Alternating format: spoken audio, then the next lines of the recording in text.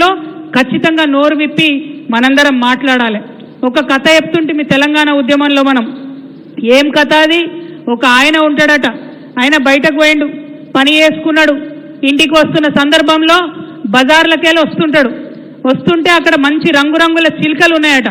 ఆయన ఒక దగ్గరికి పోయి ఏం చేసిండు, ఒక మంచి అందంగా ఉన్న చిలుకను చూసి దీని ధర ఎంత చెప్పవయా అన్నాడట. ఆయన బాగా ఎక్కువ ధర చెప్పిండట. అరే గంతగానం చెప్తున్నావు, వేరే చిలుకలు తక్కువ ధర ఉందంటే ఇది ప్రత్యేకమైన చిలుక, ఇది మాట్లాడే చిలుక, మీరు ఇంటికి తీసుకుపోండి చాలా బాగుంటుందని చెప్పిండట. అంటే సరే ఆయన మాట్లాడే చిలుకనట అని చెప్పి దానికి బాగా ధర పెట్టి కొని ఇంటికి తీసుకొచ్చి వాళ్ళ ఆవిడకి ఇంట్లో చేతిలో పెట్టి నేను ఇప్పుడే వస్తా అని చెప్పి ఆయన పొద్దంతా పని చేసి వచ్చిండు. స్నానం గీనం చేసి వద్దామని ఆయన పోయిండు. ఆయన స్నానం చేసి వచ్చి భోజనం చేద్దామని కూర్చునే వరకు మంచిగా గుమగుమలాడేటటువంటి కూర వాళ్ళ ఆవిడ సిద్ధం చేసి పెట్టిందట. తిందామని చూసుకుంటా, అవునమ్మా ఏమాయా మరి నేను చిలుక ఇస్తే కదా ఏది అని అడిగిండట. ఏదేందంటవేందయ్యా, ఇగో గుమగుమలాడుతుంది కదా చిలుకను కోర్చి పెట్టి వండినా అని అన్నదట. అయ్యో గట్లెట్లా వండినవమ్మా, అది మాట్లాడే చిలుక కదా అన్నాడట. అరే నువ్వు భలే ఉన్నవయ్యా, భలే చెప్తావు. మాట్లాడే చిలుక అయితే నేను దాన్ని పంజరంలోకి వెళ్ళి బయటకు తీసినప్పుడు మాట్లాడాలి, అంతేనా? పంజరంలోకి వెళ్ళి బయటకు తీసి రెక్కలు ఇరిచి గొంతు మీద కత్తి పెట్టినప్పుడు మాట్లాడాలి. మరి పోనీ గొంతు మీద కత్తి పెట్టి నేను బరబర కోసేటప్పుడన్నా మాట్లాడాలి. అది ఎప్పుడు మాట్లాడకపోయి అది మాట్లాడుతుందని నాకేం తెలుసు అని అన్నదట. అవునా కాదా? మరి నిజంగానే మాట్లాడే చిలుక అయితే ఎప్పుడో ఒకసారి మాట్లాడాలి. ఇక బీసీల పరిస్థితి కూడా గట్లే ఉంది. ఇవాళ మాట్లాడకపోతే మన పరిస్థితి కూడా చిలుక పరిస్థితే అవుతుంది. ఎవరు అడగకపోతే, అడగాల్సిన సమయంలో అడగకపోతే తీరని నష్టం చరిత్రలో జరిగేటటువంటి పరిస్థితి ఉన్నది. మనం కొట్లాడితే, మనం వెంటబడితే కామారెడ్డి డిక్లరేషన్ ఏదైతే 42% పెట్టినరో ఆ బిల్లు ఇవాళ అసెంబ్లీలో వచ్చింది. ఆనాడు అసెంబ్లీలో బిల్లు పెడతామని మాట్లాడితే ఇక్కడ ఇదే జాగృతి వాళ్ళు, ఇదే యునైటెడ్ పూలే ఫ్రంట్ వాళ్ళం ఆ రోజు ఏమన్నాం, ఒక్క బిల్లు పెడితే ఎవరన్నా కోర్టుకు పోతే బిల్లు ఎగిరిపోతుంది, 3 బిల్లులు పెట్టాలని అడిగినాం. రాజకీయాలకు వేరే బిల్లు పెట్టాలి, విద్యకు వేరే బిల్లు పెట్టాలి, ఉద్యోగాలకు వేరే బిల్లు పెట్టాలని అడిగినాం. అడిగితే అప్పుడు చాలా మంది మేధావులు నవ్వినరు, అవి ఒకటి కాదట 3 బిల్లు పెట్టాలన్నట, వీళ్ళు ఏం మాట్లాడుతున్నారు అన్నారు. కానీ గవర్నమెంట్లో ఉన్నోళ్ళు, ఆఫీసర్లు, ఎమ్మెల్యేలు అందరు ఆలోచన చేసి ఒక్కటి కాదు ఖచ్చితంగా 2 అయితే పెట్టాలని చెప్పి 2 బిల్లులు అసెంబ్లీలో పెట్టిరు. అంటే సరైన సమయంలో జాగృతి మాట్లాడింది కాబట్టి, సరైన సమయంలో యునైటెడ్ పూలే ఫ్రంట్ మాట్లాడింది కాబట్టి ఇవాళ ఒకటి కాదు అసెంబ్లీలో 2 బిల్లులు పెట్టుకున్నాం. అందుకే ఇక్కడికి వచ్చినటువంటి బీసీ బంధువులందరూ కూడా నేను విజ్ఞప్తి చేస్తున్నా, ఇప్పుడు మాట్లాడాలి, ఖచ్చితంగా మాట్లాడే సమయం వచ్చింది. మేము హైదరాబాద్లో మాట్లాడితే కుదరదు, మెదక్లో ఉన్న బీసీలు మాట్లాడాలి.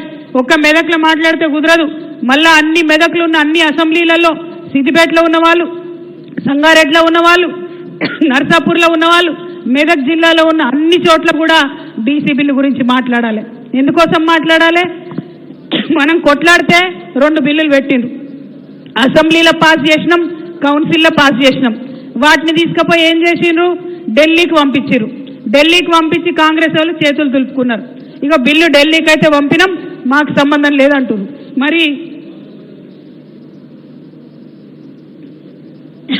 మరి మా బీసీ అన్నదమ్ములు అక్క చెల్లెలతో నేను ఒకటే మాట్లాడుతూ ఉన్నా, ఒకటే విజ్ఞప్తి చేస్తున్నా.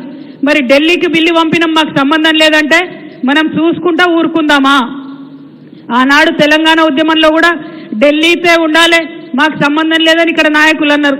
ఆనాడు చూసుకుంటా ఊరుకున్నామా? మనం ఊరూరా బయలుదేరి ఉద్యమం చేస్తే తెలంగాణ వచ్చింది. ఇవాళ గట్లనే ఊరూరా బీసీలు చైతన్యవంతమై ఉద్యమం చేస్తేనే ఖచ్చితంగా బీసీ బిల్లు వస్తుంది. ఇవాళ మెదక్ ఎంపీ ఉన్నాడు, ఇక్కడ బీజేపీ ఎంపీ ఉన్నాడు రఘునందన్ రావు. ఒక్కనాడన్నా మాట్లాడిండా బీసీ బిల్లు గురించి? ఒక్కటంటే ఒక్కనాడన్నా మాట్లాడిండా? మరి ఎందుకు మాట్లాడాడు? మీ ఓట్లే వేసిరు కదా, మన బీసీలే పోయి వేసిరు కదా, మన బీసీల ఓట్లు లేకుండా మెదక్ ఎంపీ ఇవాళ పార్లమెంట్లో ఉన్నాడా? ఈ విషయం దయచేసి అడగాలి. ఎక్కడికి వచ్చినా మన మీడియాలో ఉన్న బీసీ మిత్రులను కూడా నేను కోరుతున్నా, రఘునందన్ రావు గారు రేపు మెదక్కి వచ్చి ప్రెస్ మీట్ పెడితే ఇట్లా జాగృతి వాళ్ళు అడిగినరు, మరి బీసీ బిల్లు మీద మీ స్టాండ్ ఏంటిది? ఇక్కడి నుంచి పాస్ అయి అక్కడికి పోయింది బిల్లు, రాష్ట్రపతి గారి దగ్గర ఉన్నది, ఎందుకోసం బీజేపీ ప్రభుత్వం బీసీ బిల్లుకు మద్దతు ఇస్తలేదని చెప్పి దయచేసి ఎంపీ గారిని ప్రశ్నించవలసిందిగా నేను మీడియా మిత్రులు కోరుతున్నా. అట్లనే ఇక్కడ ఉన్న అన్నదమ్ములందరూ కూడా దయచేసి ఖచ్చితంగా వారిని అడగాలి. ఏమొస్తుంది బీసీ బిల్లు వస్తే? మన పిల్లలకు ఎక్కువ ఉద్యోగాలు వస్తాయి. ఏమొస్తుంది బీసీ బిల్లు వస్తే? మన అన్నదమ్ములకు రాజకీయంగా ఎక్కువ అవకాశాలు వస్తాయి. ఏమొస్తుంది బీసీ బిల్లు వస్తే? మనకు ఊరూరికి గ్రామానికి బీసీలకు ఎక్కువ నిధులు వస్తాయి, మంచి అవకాశాలు వస్తాయి, జీవితం మారిపోయేటటువంటి పరిస్థితి ఉంటుంది. కాబట్టి ఖచ్చితంగా కొట్లాడాలి. ఎస్సీ ఎస్టీలకు మీకు తెలుసు మొదటి నుంచి రాజ్యాంగంలో హక్కులు ఉన్నాయి కాబట్టి ఇష్టమున్నా లేకున్నా చచ్చినట్టు ఎమ్మెల్యేలుగా ఎంపీలుగా ఎస్సీలను ఎస్టీలను గెలిపించుకుంటున్నారు. అవునా కాదు? మరి బీసీలకు ఎందుకు రావు అవకాశాలు? ఒక్కసారి దయచేసి అందరూ కూడా ఆలోచించాలి. నిన్నగాక మొన్న కాంగ్రెస్ ప్రభుత్వంలో కులగణన అని చేసిండ్రు, మేము మొత్తం లెక్క పెట్టినామని చెప్పిండ్రు. ఆనాడు కూడా ఒక జాగృతే మాట్లాడింది, మీరు ఇతరులై పెంచి చూపించారు సంఖ్య, బీసీలై తక్కువ చేసి చూపించారని మాట్లాడినాం.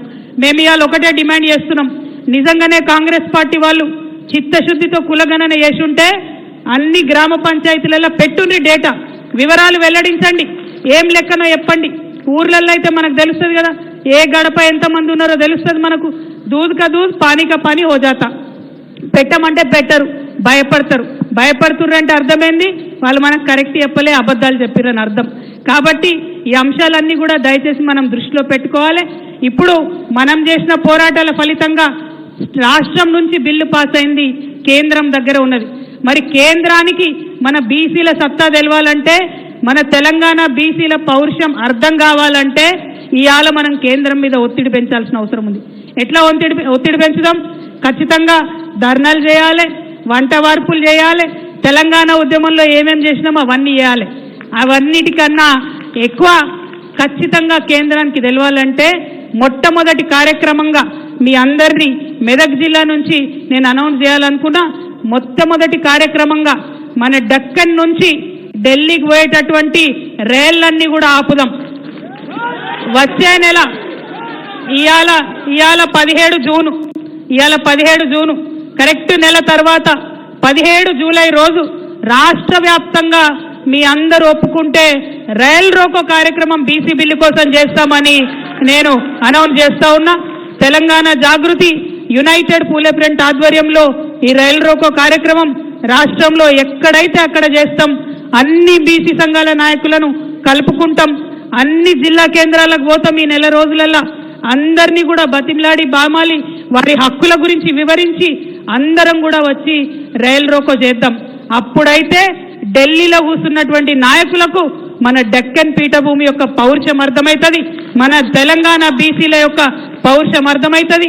ఈడికెళ్ళి బిల్లు పాస్ చేయించి పంపితే అక్కడ పెట్టుకోవద్దు, తొందరగా మళ్ళీ వెనక్కి పంపాలనే విషయం వారికి అర్థమవుతుంది. మరి ఆ బిల్లు వచ్చే లోపలనే కాంగ్రెస్ ప్రభుత్వం కుట్ర ఏంటంటే ఇది వచ్చే లోపలనే ఎలక్షన్లు పెడతారట. ఎంపీటీసీలు, జెడ్పీటీసీలు, సర్పంచులు ఈ బిల్లు వచ్చినా రాకున్నా పెడతారట. జరగనిద్దామా? మరి ఎన్నికలు జరగనిద్దామా? లేదంటే ఏం చేయాలి? అంతేనా? అప్పుడేనా? మరి మెదక్ జిల్లా వాళ్ళ మాట కరెక్టే ఉంటుందా? ఖచ్చితమే ఉంటుందా? మరి ఇది కేసీఆర్ జిల్లా. మరి నేను చెప్తున్నా, మీరు మాట ఇచ్చి వెనకకు ముందుకైతే కేసీఆర్ గారికి మాట వస్తే సుమా అది ఆలోచన చేసుకోవాలి. ఆలోచన చేసుకొని ఖచ్చితంగా దయచేసి నాకు మాట ఇవ్వండి. వాళ్ళు కాంగ్రెస్ పార్టీ వాళ్లకు హెచ్చరిక చేస్తూ ఉన్నాం, మీరు బీసీలకు 42% రిజర్వేషన్ ఇస్తామని చెప్పిండ్రు, ఇయ్యకుండా ఎన్నికలకు పోయే ప్రసక్తే లేదు. పోయేటటువంటి కుట్రలు చేస్తే ప్రజా ఉద్యమాలు తప్పకుండా నిర్మాణం చేస్తామని ఈ సందర్భంగా తెలియజేస్తున్నాం. ఢిల్లీకి సెగదగిలేటట్టుగా జూలై 17న రైల్ రోకో చేస్తామని కూడా ఈ సందర్భంగా తెలియజేస్తూ ఉన్నాం. మరి ఏం జరుగుతుంది ఇక్కడ? ఇవాళ నేను నడిచి మెదక్కి మీ దగ్గరికి వచ్చిన బీసీల హక్కుల కోసం మాట్లాడుతున్నా. దీనివల్ల లాభం ఏం జరుగుతుంది? ఇవాళ నేనొచ్చినా రేపు అధికారం నడిచి బీసీ బిడ్డల గుమ్మం దాకా వస్తుందనేటటువంటి విశ్వాసం